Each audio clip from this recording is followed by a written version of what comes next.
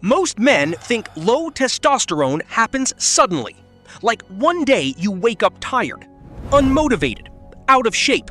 Your stomach looks different. Your focus disappears. Your drive fades. But that's almost never how it starts.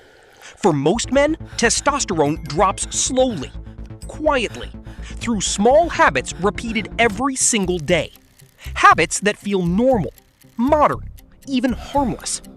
And one of the biggest testosterone killers is probably part of your routine right now. That's why some men hit their 30s and still feel sharp, lean, focused, and energetic, while others slowly drift into brain fog, belly fat, exhaustion, and low motivation without understanding why. But there's one final piece almost nobody talks about. And once you see it, you'll start looking at your daily routine completely differently. Most men never notice the pattern because modern life rewards it. Wake up tired, use caffeine to function, skip real meals, sit for hours, sleep late, repeat. And after a while, your body adapts to survival mode, not strength mode. If you like simple, straight-to-the-point videos like this, hit like. It helps more than you think. The first mistake starts early in the day, and almost nobody sees the connection. A lot of men wake up and immediately spike stress. Phone, notifications, emails, bad news, coffee before water, no sunlight, no movement.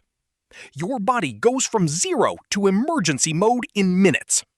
And when stress becomes your default setting, testosterone slowly takes the back seat. Most people think testosterone is only about the gym. It's not. Your body only prioritizes testosterone when it feels safe enough to invest in recovery, strength, and long-term health. But constant stress changes the signal. That's why some men feel exhausted before the day even starts. And here's the weird part. They think they need more stimulation, more caffeine, more motivation, more pre-workout, when sometimes the real problem is that the system never calms down. One simple shift? Slow down the first 30 minutes of your morning. Hydrate first. Get sunlight. Move your body for a few minutes. Delay caffeine slightly. That alone changes the signal your body receives. But this is where things get worse, because the next habit looks completely harmless. A lot of men are constantly eating, but never actually nourishing themselves. Snack, protein bar, energy drink, something sweet, another coffee. All day long, the body stays on a roller coaster. Blood sugar up, crash, craving, repeat. And over time, this creates something dangerous for hormones. Energy instability. Your body stops feeling predictable. And when energy becomes chaotic, hormones become chaotic too. This is why many men feel tired after eating instead of energized. The issue isn't always how much they eat. It's the constant flood of processed foods and artificial stimulation.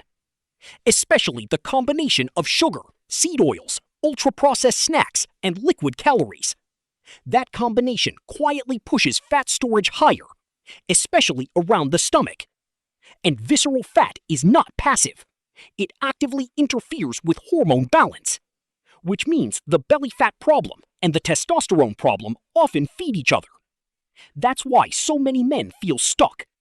Lower energy leads to worse habits. Worse habits lead to more belly fat. More belly fat leads to even lower testosterone. And the cycle keeps tightening. One practical fix? Create more stability. Eat real meals. Prioritize protein. Stop constantly snacking. Give your body predictable energy again. It sounds simple, but simple patterns repeated daily completely change how the body operates. And this is where most people get confused. Because they think going harder will solve the problem. So they destroy themselves in the gym. More workouts, more intensity, more exhaustion. But the body doesn't build testosterone from punishment. It builds it from recovery, And this is where modern fitness culture tricks a lot of men. Being constantly exhausted is not the same thing as being healthy. Some men are training intensely while sleeping 5 hours, living stressed, under-eating, over-consuming caffeine, and then wondering why their energy disappears. The body keeps score. Eventually, it starts conserving energy instead of creating it. That's when motivation drops, strength plateaus, recovery gets slower, mood changes. And a lot of men blame aging when their body is actually screaming for recovery. If this is helping you connect the dots, consider subscribing, because the next part is where most people completely misunderstand testosterone. Now, here's where things become invisible, because this next habit feels normal in modern life. Late-night stimulation, scrolling at night, bright screens, constant dopamine hits, videos, notifications, endless mental noise. A lot of men never give their brain a real shutdown period anymore. And testosterone production heavily depends on deep recovery during sleep. Not just sleeping, deep sleep. That's the difference. You can technically sleep 8 hours and still wake up drained if your brain never fully disconnects. And this is why so many men feel tired but wired. Their nervous system never fully powers down. The brain stays overstimulated. The body stays alert. Recovery stays incomplete. Then the next morning, more caffeine, more cravings, more fatigue. And the cycle starts again. One of the best things you can do for hormones has nothing to do with supplements. Reduce stimulation before bed. Less screen exposure. Dim lights. Quiet environment. Consistent sleep schedule. Simple things, but they send a powerful message to the body. You are safe enough to recover. And this leads to the part almost nobody understands. The real testosterone killer isn't one food, one habit, or one bad decision. It's living in a constant state of disconnection from your body. Most men have completely lost awareness of how they actually feel. They normalize fatigue, brain fog, low motivation, poor sleep, constant cravings, because everyone around them feels the same way. So it starts feeling normal. But normal doesn't mean healthy. And once a man stays in that state long enough, he starts lowering his standards without realizing it.